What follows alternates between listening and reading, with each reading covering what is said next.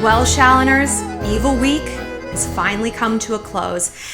And to celebrate so many things we have learned over the last week about sin, about wickedness, about manipulation, and about leveling up and being better, sometimes by being worse, I want to finish this series with my favorite sin of all, wrath. Wrath, wrath, wrath. Because war is something that comes to us all. And as Sun Tzu said, war is either the road to ruin or the road to safety. And with my tips, I'll tell you how to make it the latter. But before we get into all the lessons we're going to learn from the art of war, and before I tell you how to crush your enemies with minimal effort and maximum results, I'll tell you how to get in touch with me. If you have any questions of your own and want to talk to me privately one-on-one about something, find me on my website, shallonlester.com. You can also shop my new merchandise collection while you're at it. I've got a whole bunch of actually very wicked phrases that I think you guys are really going to like, and inverted phrases that are meant for mirror selfies. You're going to like it. Also, follow me on Instagram at ShallonXO, where I let you weigh in on video topics just like you did for Evil Week. And listen to my podcast, Girl on Top, out every Wednesday. So this is a video I've been wanting to do for such a long time because I read The Art of War. I've gone through so many copies of this book. I read it constantly. It is sort of like my Bible in addition to like the actual Bible, because you got the angel and the devil. And I come across to most people as just a basic white girl. And that is certainly maybe what I look like. But I am a viper. I've always known that there was a difference in me in terms of morality than there are in other people. And I spend my life trying not to pull over to the side of wickedness and instead trying to refine my wicked characteristics in a positive way, and turn them into climbing up the corporate ladder, turn it into manipulating people to do good for other people, to turn it into like knowing myself so that you guys can know yourselves better. But like I said, sometimes war is inevitable. And doing what I do for a living and now being in the public eye so much, people want to test. People want to test me. One of you guys said the other day, I don't know who would watch your channel, Shallon, and think, that's a girl I want to pick a fight with. And you know what? She was right. That's a smart woman. A stupid woman thinks the opposite. A stupid woman says, ooh, Shallon looks weak.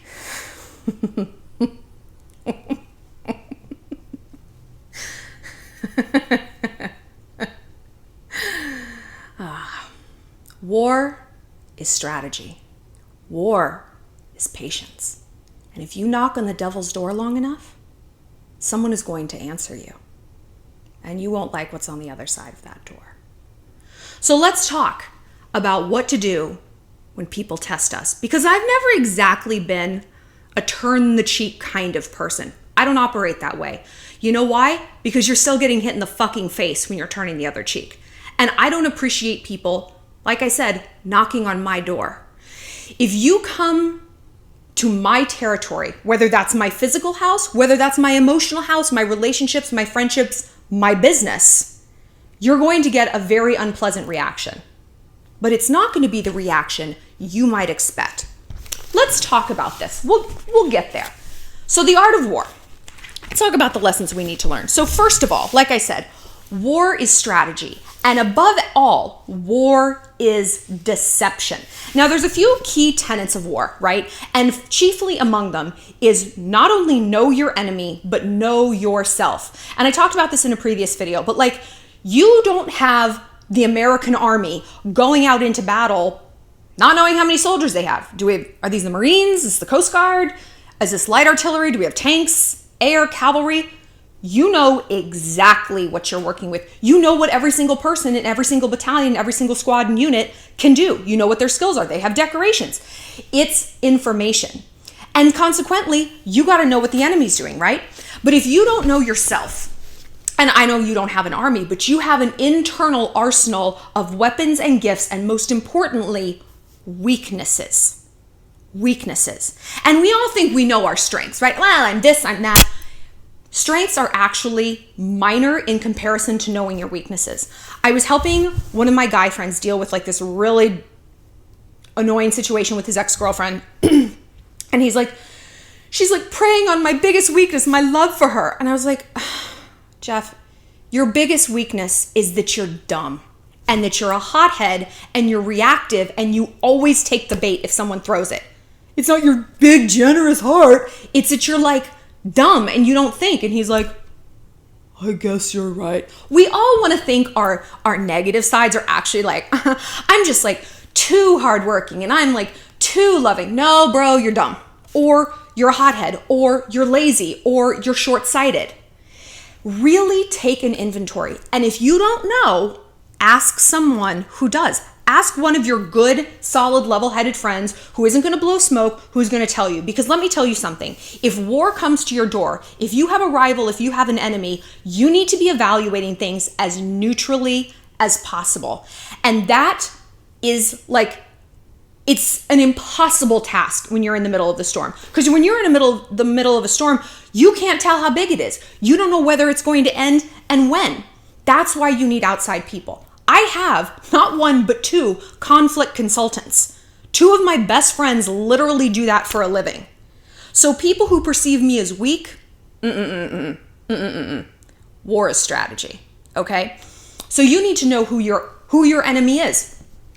And you need to know what your weaknesses are, right? Because then you can start to predict consequences and outcomes. Just like a real army. Like, hey, we don't have a lot of tanks, so we're not going to go toe-to-toe with our cavalry department. We're going to try to take it to the air. We're going to take it to the sea. We're going to draw them in that direction in a place where we are strong. But like I said, you can't know until you do a really solid inventory. You know, we're going to keep talking about these things. I want to read a quote. We're going to read a quote from our Bible. Our Evil Week Bible, not like Jesus Bible. I put this on my Insta, but I love it. I love it. And I've read this whole speech like multiple times because like when I was a senior in college, like I had General MacArthur's like duty, honor, country speech like printed out in my room. Like miraculously, I was getting laid. Who even knows how? I don't want any messages saying I'm holding my position.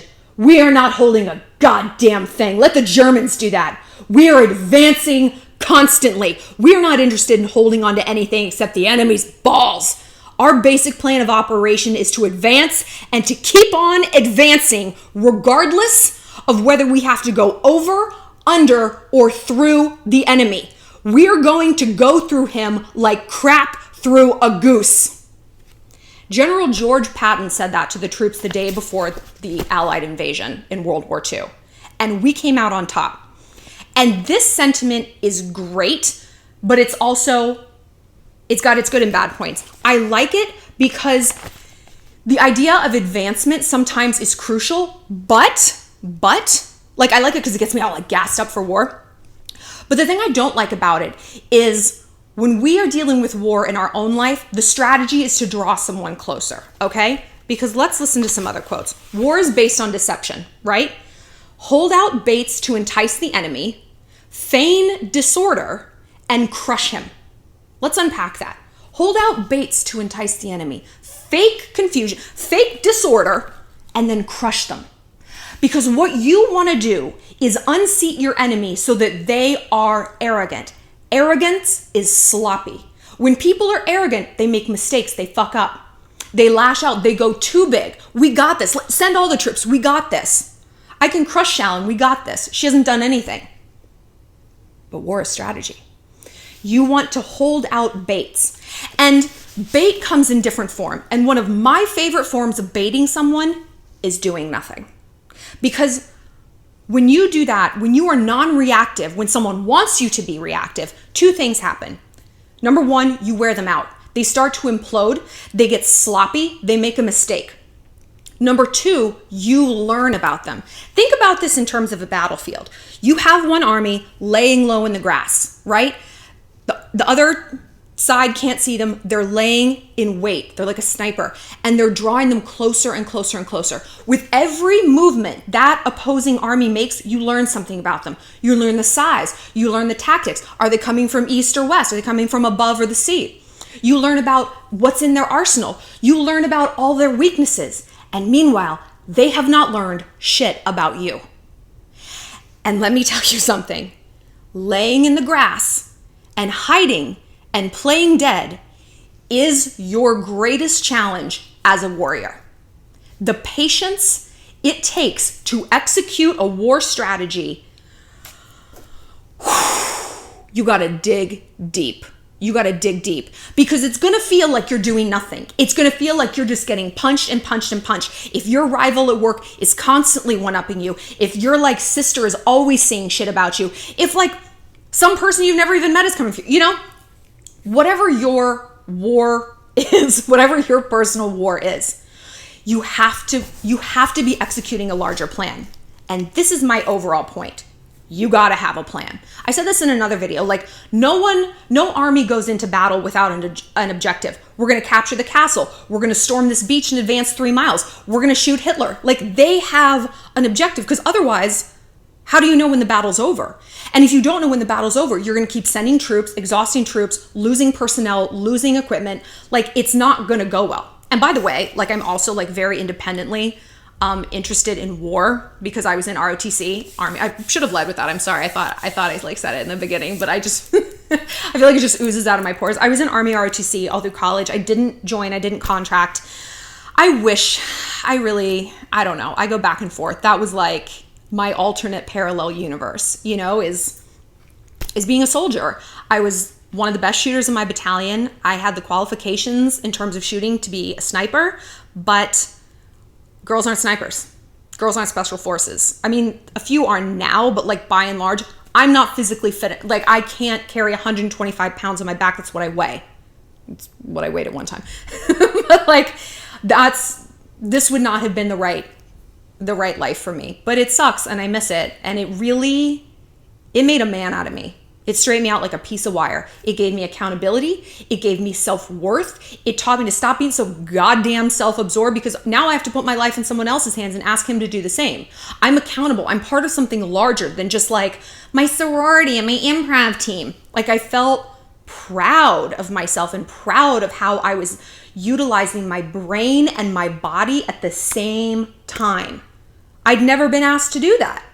Your body was for boys. No. My body was for boys, but different kind of boys. My body was for soldiers, and I was a soldier. But I was thinking today as I was preparing for this video that like, you know, the concept of playing dead and waiting it out. And I remember like on our STX missions, our war missions, like out in the woods, like for days at a time, like tracking another team, the hardest part was the waiting. It wasn't the fighting. I mean, we knew that the fighting wasn't even real. You know, we know no one was going to die. There were flashbangs and stuff like that. But like, it wasn't the fighting. It was the waiting. It was the nerves. It was that feeling of when, how close do I have to wait? How long do I have to wait? Am I prepared? Is the objective change? Should it change? Am I doing the right thing? You really get in your head. And that's why objectives and strategy is so important. So let's say you have someone coming for you, right? Maybe it's an ex. Maybe it's like a girl at your school.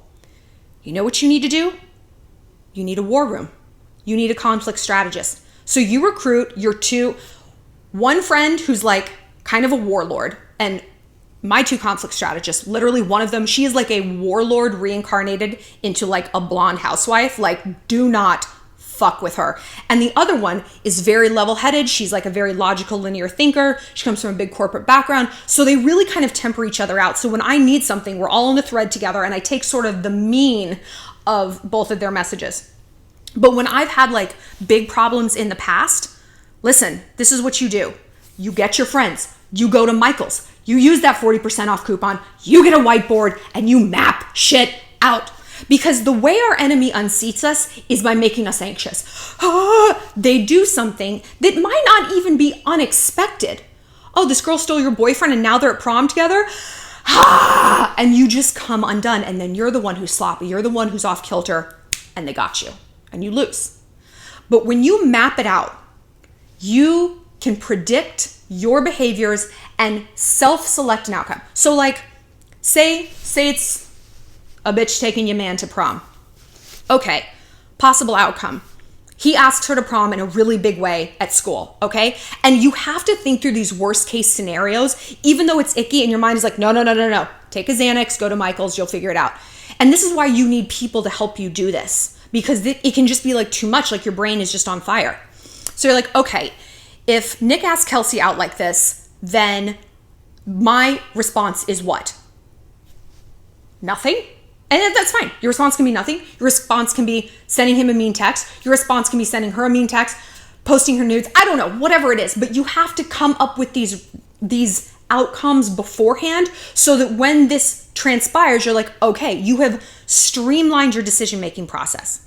My house is very, very organized. I have labels on everything. Every single kitchen cabinet, every single drawer for my clothes. Why? Because now I've only had to make that decision once. I'm not like, where do the leggings go? I know exactly where they go, in the little space that says leggings. My jeans are even organized from like tighter to looser, so that like, okay, I know what I'm selecting. I don't have to keep making that decision. And when I'm in a panic situation, the leggings, it's taken that panic out of it. I have a plan. I have a map. So you need to mind map out the worst case scenarios, the medium case, and the best case scenarios, so that when something happens, and if it does, you have a playbook. You have a break glass in case of emergency plan of action. And all of those plans should be leading towards your inevitable objective, right? And I can't tell you what your objective should be. You know, there's a lot, people are like, let things go. Fuck you, fuck you. No, someone attacks me, I'm supposed to let it go. How'd that work out for Poland when the Nazis invaded?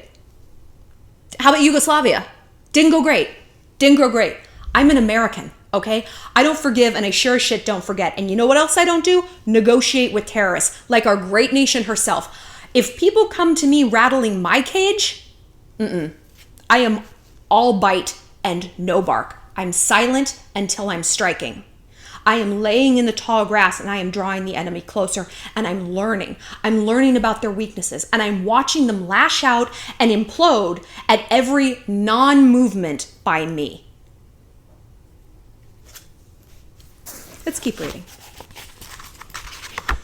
Attack him where he is unprepared. Appear where you are not expected. Some girl at your school is fighting with you on Instagram. Take it off Instagram. Take it someplace else.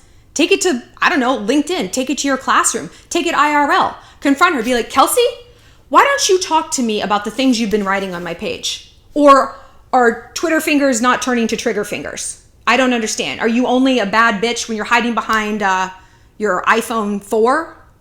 Why don't we talk about that? Attack her where she is unprepared. Appear where you are unexpected, right?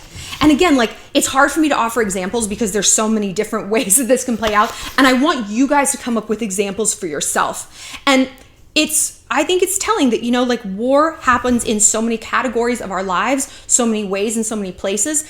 But like I keep saying, if you don't have an objective, you don't know when the battle ends.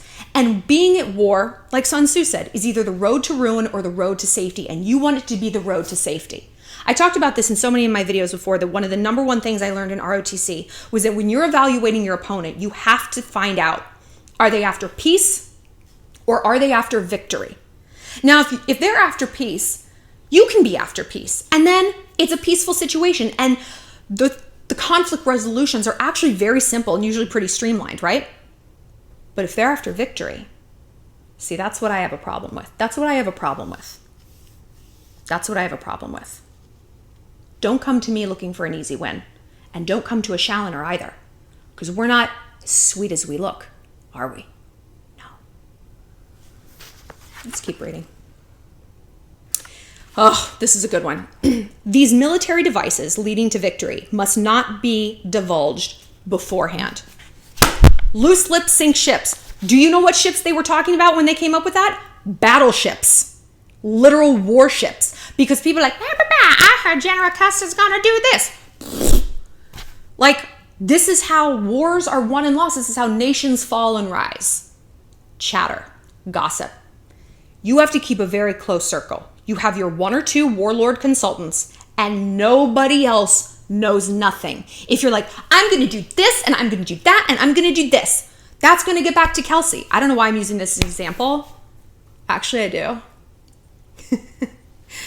This girl from high school I hated, Kelsey. She's so mean. she's a clown. Anyway, I hope I see her when I go home. I hope she sees this. She's like, no, not the back parking lot again. Yes, Kelsey, the back parking lot again. So yes, don't divulge your secrets beforehand. You have to keep it close to the vest. Because here's another thing. If you're running around running your mouth, you're going to talk a bigger game than maybe what you're comfortable with, maybe bigger than what you're actually capable of executing, and more importantly, maybe bigger than what you should be doing. You know, if you're like, I'm going to beat the shit out of that girl, maybe that's actually not the right strategy. Maybe like attacking her on Instagram is, but then it's going to seem like a wussy reaction compared to what you were saying, when in actuality, it was the appropriate one. So you zip the lip, okay? It's hard. It's tough. It's tough not to. And it feels like that laying fallow in the field, just lurking and waiting. But war is deception. War is deception. And you don't want to get ahead of yourself. Because look, I never threaten something I don't follow through on. Never. I don't. Why would I? If I make a threat, I mean it. I mean it. Okay, what else do we got here? Okay, we're going through this in a very logical way. I'm proud of myself. This video is turning out great. So to recap, we're identifying what we're bringing to the battlefield, what our enemy is bringing to the battlefield, right? And then we're waiting and we're drawing them out. We're learning about them. And most importantly, we're setting an ultimate objective. Now let's talk about what that might be. Because like I said, peace versus victory. But you do need to get to a point where you're like, if I drop this like nuclear bomb on this bitch or my ex or whatever, then I have to move on. You do have to move on for your own sanity. War is hell, and war can ruin you. And one of the key tenets of war is make it fast and dirty, get in, get out, you know? So when you say like, okay, if they do this, then the doomsday device goes off, you have to let it go. You have to flush this person, this situation, this job, this ex, this whatever out of your life and move forward in service of peace. Now you can chase victory for a finite amount of time, but not forever. Because think about how that's worked in history. If you have an army who won't give up, the Germans, the Nazis wouldn't give up. The writing was on the wall. Like the Russians, writing was on the wall, and they're like, more. And they got destroyed. They lost. You know, and it was by their own pride, it was by their own hubris, and it was because they did not know, or they lost sight of, what they were bringing to the battlefield. Maybe they were the most powerful armies in the world when this shit started, but it got to a tipping point where that was no longer the case. So if this war that you're engaged in has eroded you to the point where you are getting sloppy, you're lashing out, you just feel depleted, strategic retreat is absolutely crucial. And it's literally one of the first things Sun Tzu says in The Art of War. Like, it is a huge, huge thing. It doesn't mean you're weak. It means you're retreating to fight another day. Maybe not against that person. Maybe sometimes you take the L, they win, they get the guy, they take him to prom. You fought, you tried, you lost, you grow, you move on. So the very last tenet that I want to share with you guys is, in war, let your great object be victory, not lengthy campaigns, right? Because he talks about this again and again and again, that the length of war is directly proportional to how bad you lose. You want to draw them out, crush hard, have that nuclear explosion in their life, then ghost. One of the mottos I have always lived by is a Sun Tzu quote. When someone attacks you, your response should be so overwhelming that they are afraid to ever attack you again. And it's easy to think that that response has to be instantaneous, but it should not be, and it should not be, because that means you're going to lose. And that means it's not a reaction based on strategy. And your reaction always, always, always needs to be based on strategy. I love this. I love war. I do. I love pushing back against people who fuck with us. Like, no. And I think women as a whole, we are taught to like turn the other cheek. I remember in high school, I had this girl who was like, she was a mean girl and she was bullying me and whatever. And she was like shoving me around. And I was like so twisted about it. I saw a therapist, and the therapist said the most annoying thing. She's like, why are you letting this bother you? I was like, oh, this is my fault. This is my fault because a girl shoved my head into a locker. So sorry that like bothered me, that I wasn't like ultra chill. Like, first of all, you're telling me to repress my feelings, and that leads to a whole host of complications. I was a very smart 16-year-old. And I'm like, second of all, most importantly, you wouldn't tell this shit to a man, would you, Debbie? She wouldn't. She'd be like, you know what? Square up, fight him, call him out, shove him back. You know, when it comes to men and men, the bullies only respond to strength, right? And yet with women, we're taught to like, shh, it's okay, love. Like, the future's female. We all have to be here for each other. Fuck you. You come to my house, we're no longer females. We're animals. And I'm higher up on the food chain. Why? Because I'm smarter.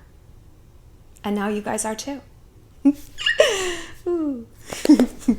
I hope you guys have enjoyed Evil Week. I have really loved it. It feels so good to be so bad sometimes. But after today, we're going back to our normal sunshine, happiness, positivity. But I hope you guys have taken some lessons from Evil Week into the rest of your lives. Tell me what you have learned that's going to enrich your life in a positive way, because we don't want to degrade our lives. And even war should be used to keep peace. And sometimes that has to come through victory. Sometimes that has to come through destruction. And sometimes it's our own destruction that we have to learn from, that we have to learn truly what our weaknesses are. But ideally, we can learn those things before we get on to some sort of battlefield in our life. And that's what I'm always here to help you guys do. If you want to connect with me one-on-one, like I said, find me on my website, shallonlester.com, and follow me on Instagram at ShallonXO, my little war machines, and listen to my podcast, Girl on Top, out every Wednesday. See you on the battlefield, babies. Victory is ours.